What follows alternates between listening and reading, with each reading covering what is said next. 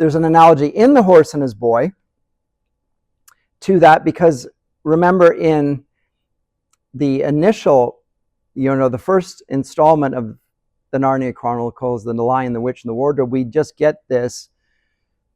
He has this idea of a fawn carrying a package in his imagination. Like, what's in the package? And why is a fawn carrying? Why on earth does the fawn have an umbrella? I don't know. I had that image in my mind. So there it goes into the story. And then he's carrying it through the snow. Why is it during snowfall? Why does a queen come up on a sledge? What's the nature of the queen? How do those images relate to the context of the 4 children being caught in the Second World War, being evacuated to a little country house to avoid being killed by the Blitz? And what does that have to do how do those things connect? Well, they connect by the lion jumping into the whole story. What's with the lion? How does he connect to all this? Because he becomes central to it. And so they turn up in his story, and then they start to make sense, and he's trying to connect them, and the lion seems to connect those various other elements of the story. So I don't think he has it all planned out, but it comes that way, and it's hard to explain. But Lewis has not got a model of a very carefully charted out template, which he's going to send to a publisher. So here's the story that I'm going to tell. I have not yet told it, but if you agree with this, then I will write the story. Because he doesn't know how the story is going to go even. He's doing it for his own sake. Once they turn up and the lion enters, the lion demands not that they understand him, but that they follow him. Just do it. Commands immediate obedience. And the lion doesn't like being asked too many questions. He'll give you sometimes an answer, but the second question leads to a growl. It's not a tame lion. All that, right? And in The Horse and His Boy, Shasta asks the lion, "Who are you?" And what is his answer? Myself, myself, myself. That's not a great answer. In fact, it's a little bit weird, the threefold utterance. But of course, for Lewis, there's the Christian theology again. And it's echoing not only Trinitarian theology, but the revelation of God to Moses in the burning bush. Who shall I say sent me? Tell him, I am sent you. Right? I am. So who are you? I am who I am. That doesn't sound like a very satisfying answer. I'm going to go back to Egypt and tell the Israel people that I am who I am sent you. Are you going to follow that guy? But he's just told to do it. And then what is meant by the reference to I am who I am, or I shall be what I shall be, is going to get great significance in Christian theology.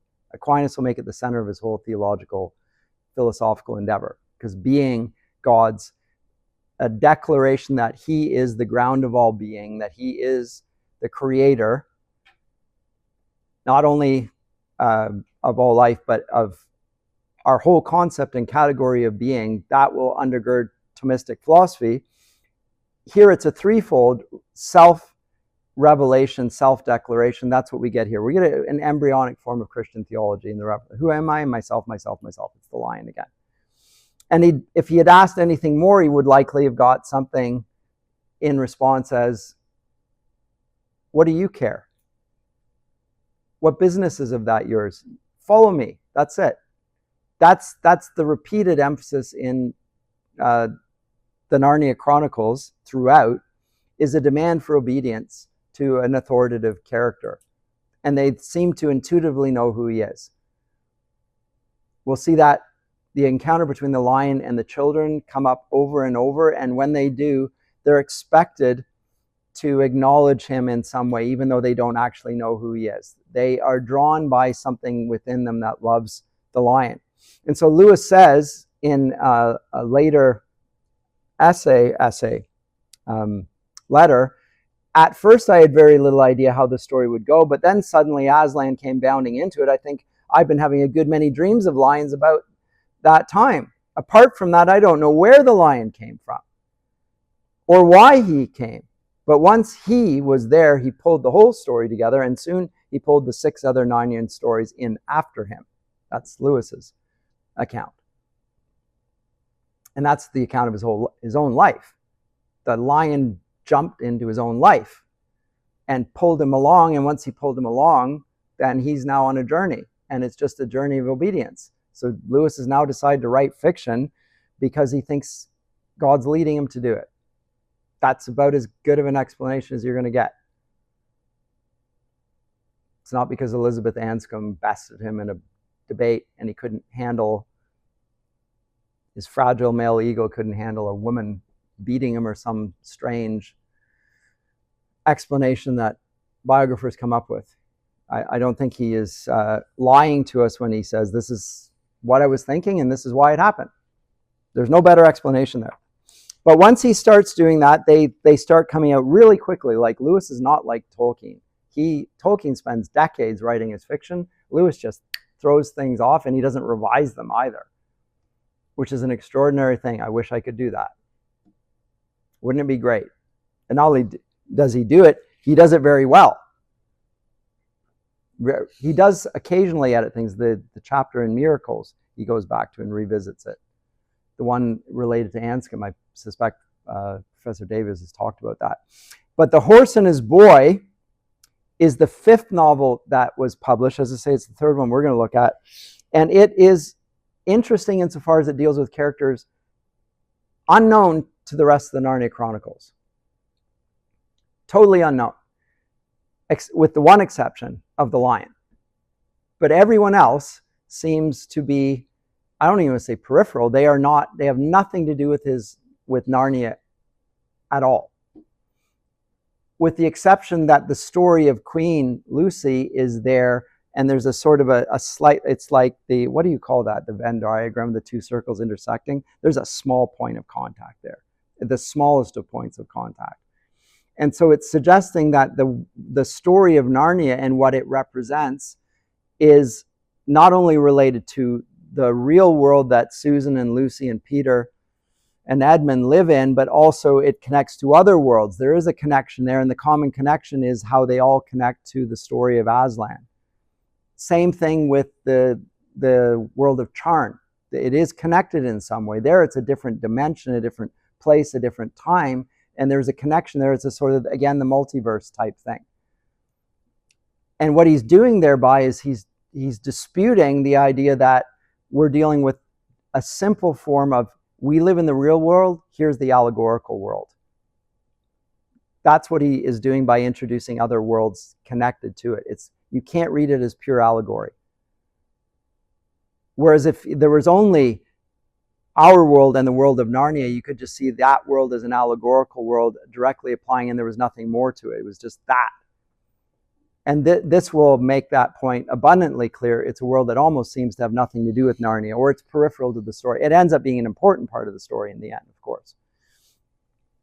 But we have, rather than the 4 Pevensey characters, we have 3 of them appear, and Peter's not even there. He's off on a fight. So we're introduced to the character of Shasta. My son likes The Horse and His Boy. I wonder why that is. I really don't know. I guess there's a boy, and the boy's the center of the story rather than the girls. Maybe? I don't know. Or he likes horses. I mean, it's really not clear why this has an appeal, but it does have it's got a different appeal than the other stories in a funny way.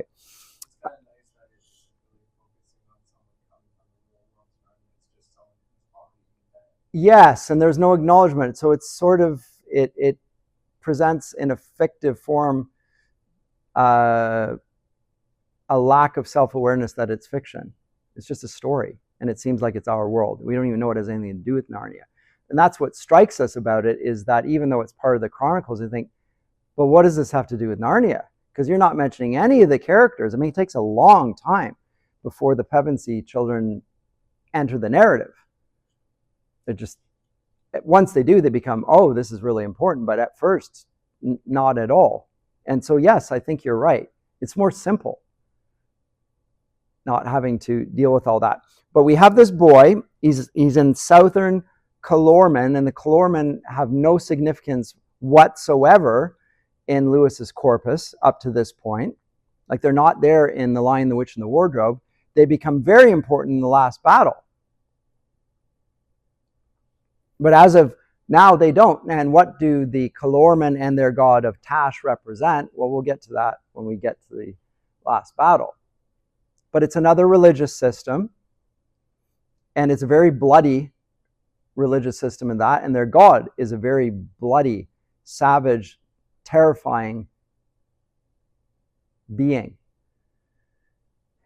However, they do obey the Tao, and that's interesting as well. They understand what the Tao is, and they act in accordance with it.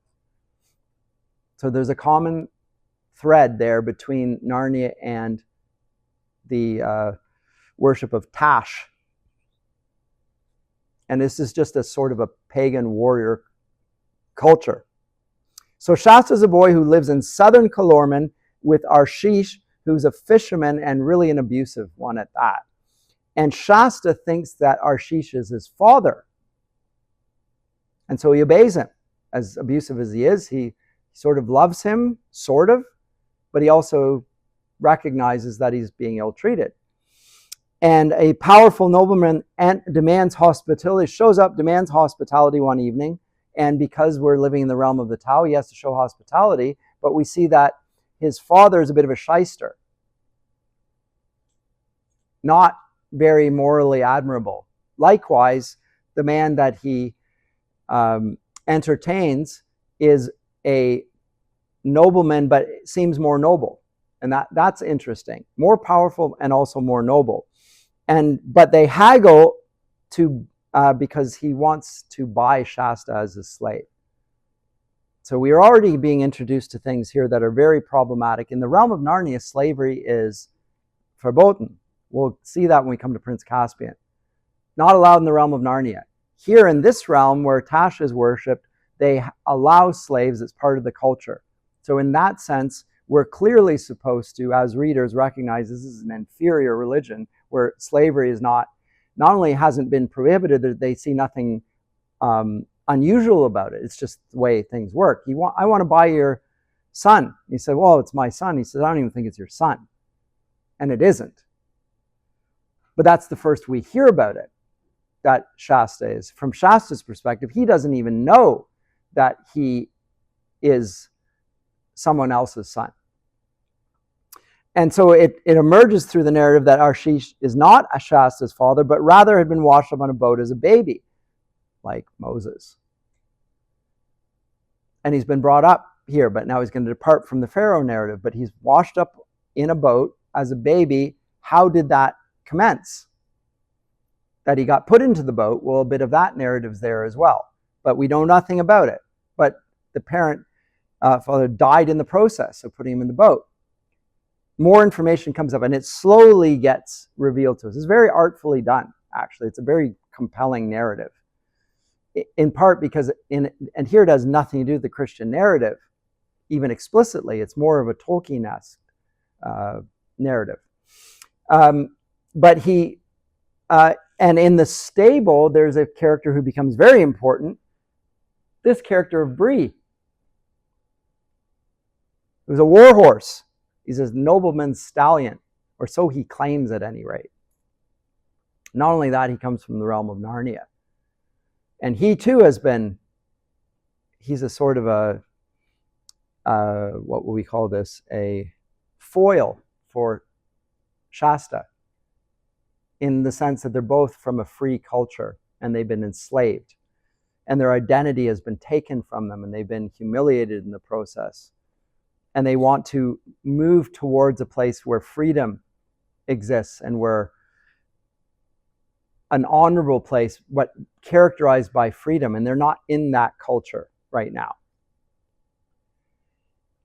And the fact that the stallion speaks astonishes Shasta, because that doesn't happen in Calormen. So there's another point of difference. Calormen has not had the benefit of freedom, which seems to even relate to the miraculous capacity of animals to speak.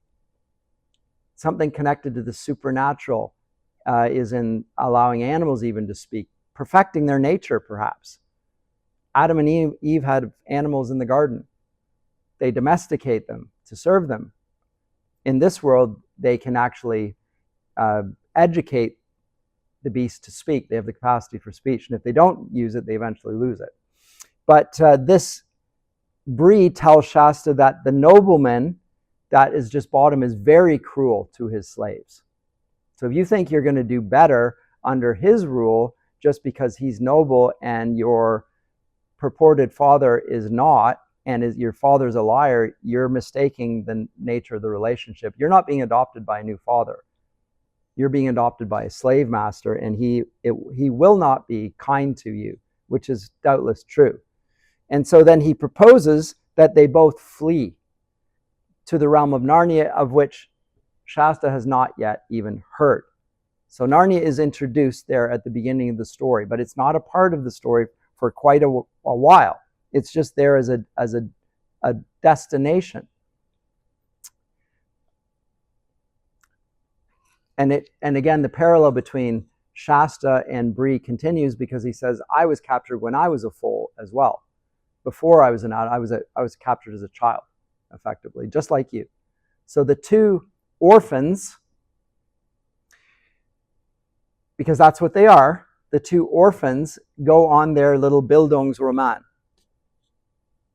It's an orphan narrative, right? So Lewis is following modern fiction, and it's focus on the orphan as the central hero and what comes of it. Now, what he deviates from this here, and note that the Pevensies are effectively orphans, even though they're not orphans. The parents are still alive, but they are brought up by relatives and estates and so forth. They are effectively living as Lewis himself lived.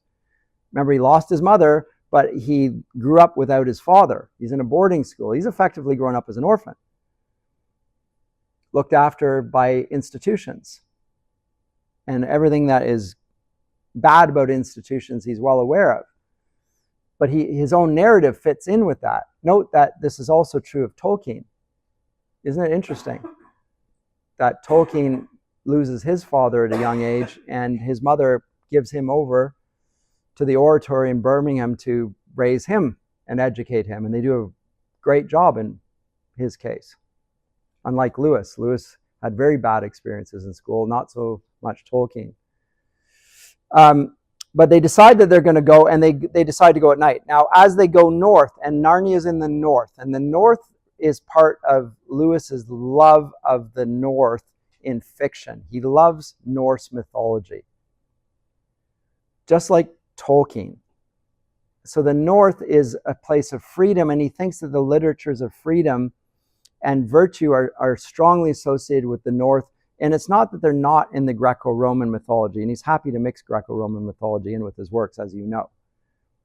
I mean, we even get Dionysius entering the scene and so forth.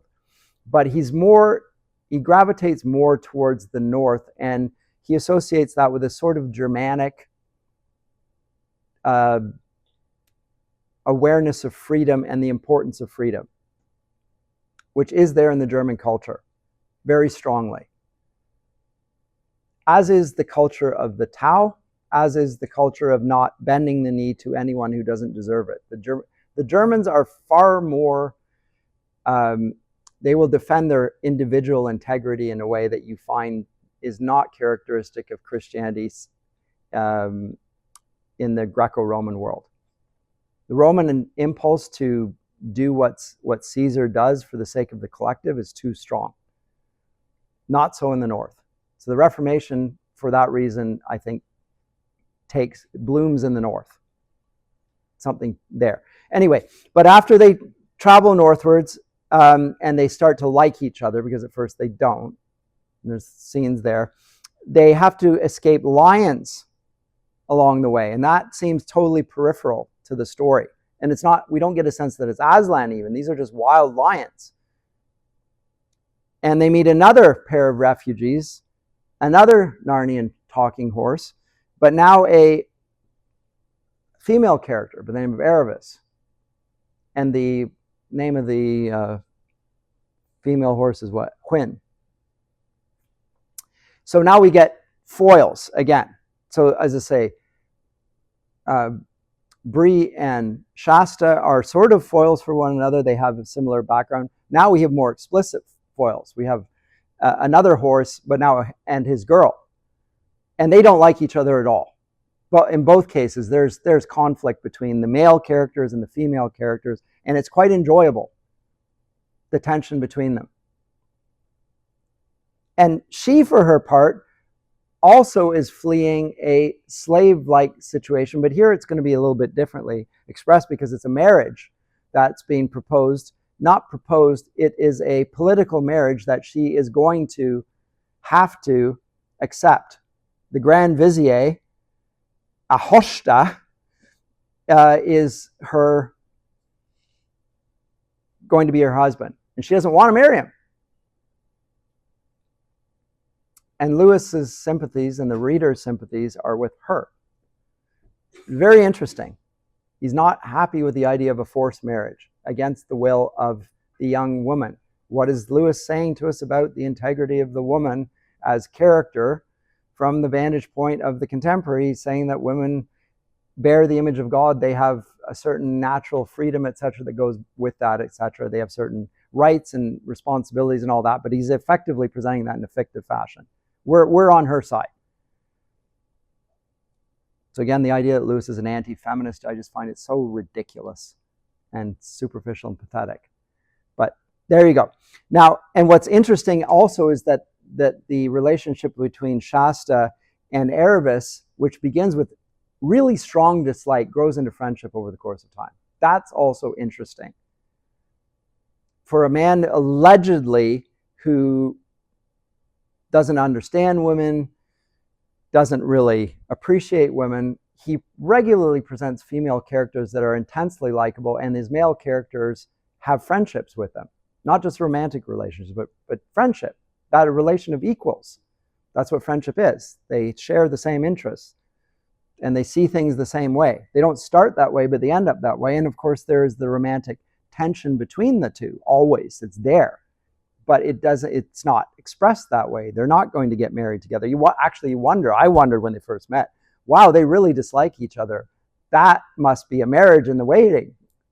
It must be. And it doesn't turn out that way.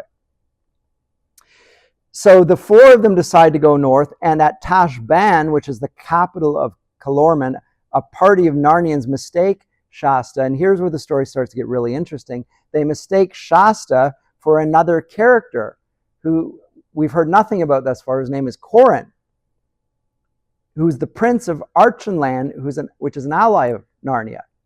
Now, why would they mistake them? Well, because it's his twin. So now the story, which begins in a mystery, he's an orphan. He's not just an orphan. Although he's been brought up that way, he's connected in some ways not only to the land of Narnia, but to royal lineage by an ally of Narnia. And that boy, Corin, has gone missing because he's a real scoundrel. And not only a real scoundrel, he's a bit of a feisty boxer, bruiser type character, and eventually they do meet. And they literally, every time he meets him, Corin knocks him down. Sounds like two brothers. Punch him in the face. Shasta doesn't even know what he looks like. He's never looked at his own face. He sees Corin. Corin recognizes him because Corin has looked in mirrors, sees Shasta and like, wow. And what does he think as a boy? I can use this. He doesn't think, you're my brother, like none of that stuff. He thinks, this is really useful. You can pose as me, and I can get boyish things done that I want to get done. You pose as me, and I'll, whatever. So they get, and this is how boys work. Then, okay. And again, this is why my son likes it. And all boys like this. This is sort of boyish, how do we circumvent the authorities and get what we want? Boyish sorts of thinking. And along the way, when he's taken from the others because he poses as Corin and is captured, they think he is Corin. While he's locked away, he overhears that the Narnians are planning to escape Calormen to prevent another forced marriage, this one between Queen Susan and Rabadash, the son of the Tisroc. So an even greater character, who's the Calormen ruler. So now we, through a series of revelations, start to see a small peripheral story of this boy who's an orphan brought into an ever greater story. And his significance in that gets ever greater as well. And he is discovering that just as we are. He knows nothing about it. And nobody can tell him the story until he goes along the way. And then so in a way, it's like an epic account. It begins in the middle of things. And then we're only going to later on find out how he got to be stranded and brought up by a fisherman who found the baby in a boat and began his life that way. And the man who was with him in the boat dies. His father, because he had wounds, whatever, died of the wounds. And he adopted him, didn't tell him, exploited him, whatever. On he goes. So that's the story of him. Meanwhile, Aravis, separated from, is spotted by a friend who then takes her in. And her story is not insignificant either. Her friend is Lasaraline. And she helps her escape through the Tisroc gardens. And she acts like, again, girls do. Although she's more interested, she's less of a tomboy than Aravis. Aravis, a tomboy. Her friend is interested in pretty dresses, and but also of intrigue. And she really likes the idea of doing fun things. Oh, well, let's, by all means. Oh, you want to escape? Oh, this is so romantic, dear. Let's carry on with this. And she's happy. And they overhear on the way that the Narnians are escaping, or the Tisroc is discussing the escape of the Narnians with Rabadash and Ahoshta, and they give Rabadash permission to raid Archenland and Narnia at that. So it goes from being of a personal, private interest to a sort of a marital interest to then a political, like war is coming because of this. So the connotations, it's not just that the story starts expanding, the connotations and its significance expands to a global political level. And the Tisroc gives Rabadash permission to raid Archenland and Narnia and to capture Queen Susan, while the High King Peter is away battling giants in the north, the further north. There are giants there, he's going to suppress them. And he does so, though, with one caveat. If you don't succeed, I will disclaim you and say I knew nothing about this plot. So he's a political schemer. So if you fail, Rabadash, and I fully approve of your scheme, go get her for the sake of honor. You go and we will crush our Narnian opponents. There's something here actually of Agamemnon in the Tisroc here.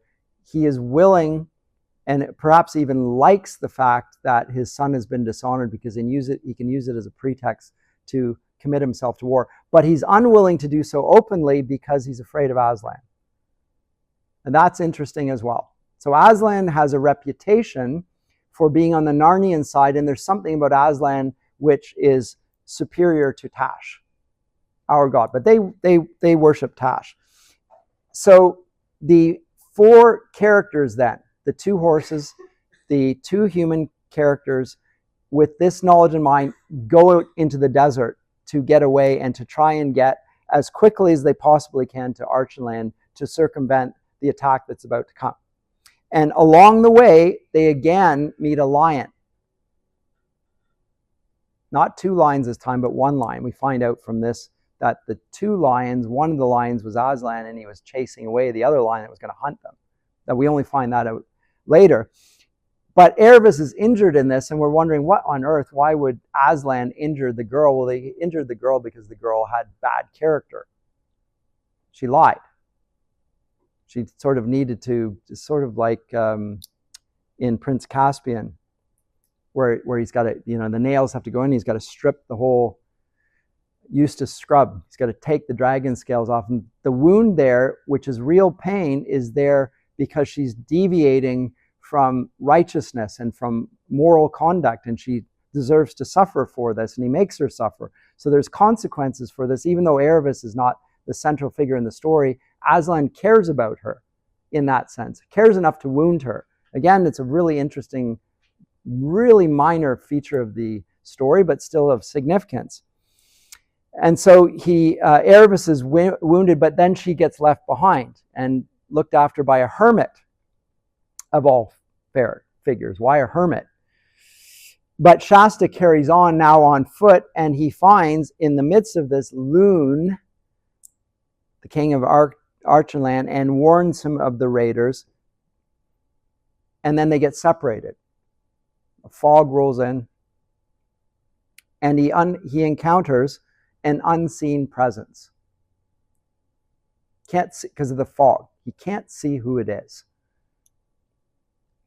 And the unseen presence claims a series of things. One, I was the lion who injured Erebus.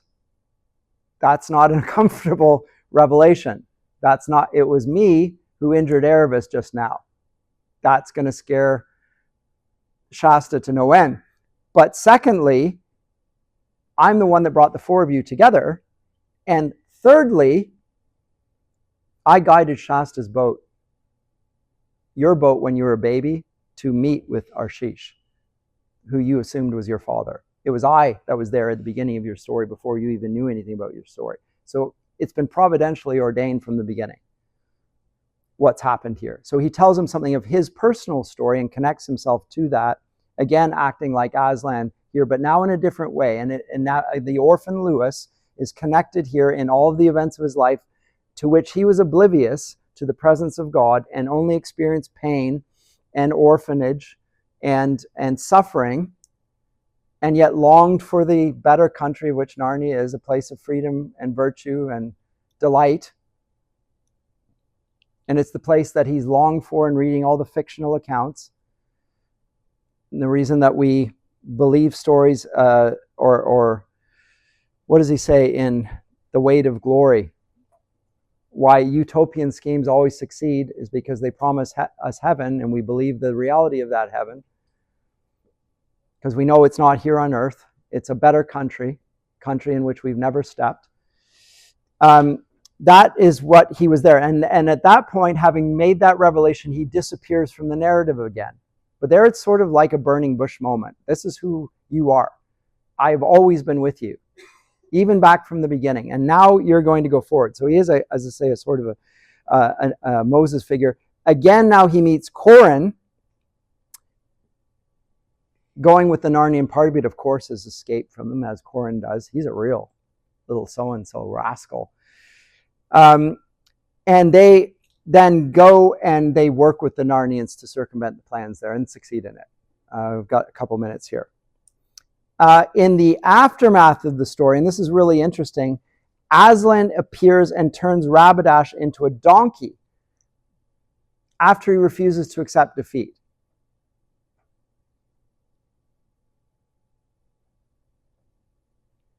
Very interesting. Why does that happen? He's plucked that from Apuleius the Golden Ass, by the way. Lewis, this account of turning a human being into a donkey, but then being restored to human form. He's taken that just right out of his reading of Apuleius the Golden Ass, which will become important until we have faces as well. Story account there. So if you haven't read Apuleius' Golden Ass, if you read the story, you'll find significant overlaps there. Lewis has plundered that work. And he is restored to human form when he goes back to Tashbaan, however. But he's forbidden to travel more than 10 miles from the city under pain of permanent transformation into a donkey. Now again, you could see other parallels here, perhaps in Nebuchadnezzar, who eats grass for 7 years, having, denied that God is God. and then he's restored to his mind after that, etc. There's a sort of parallel to be found there. But his name thereafter is Rabadash the Ridiculous for this.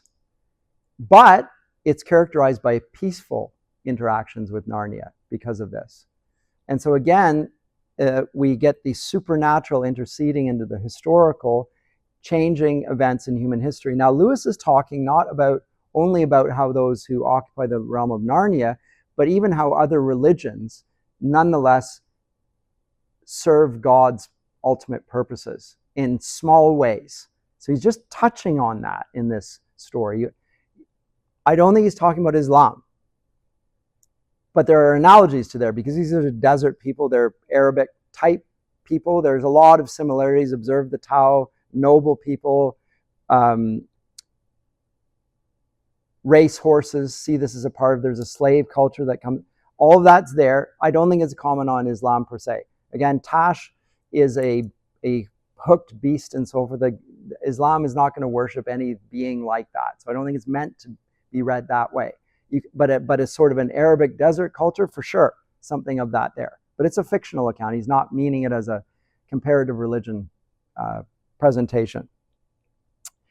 But then the identity of Shasta as opposed to Kaur comes to the fore. Then it turns out Shasta is actually even the elder of the two. Very interesting. But that is irrelevant to some degree to the story. But what it is that Shasta's warning coming to Narnia fulfilled a prophecy that had been given long before, that his son would come back to him and warn him. And so he is reunited now, not as only a boy reunited with his father, but as the heir of the throne. So once again, we have a king now, but come from a very different background than Susan and Lucy and Peter and Edmund. Similarity of story. Anyway, comments, questions. I've run out of time here.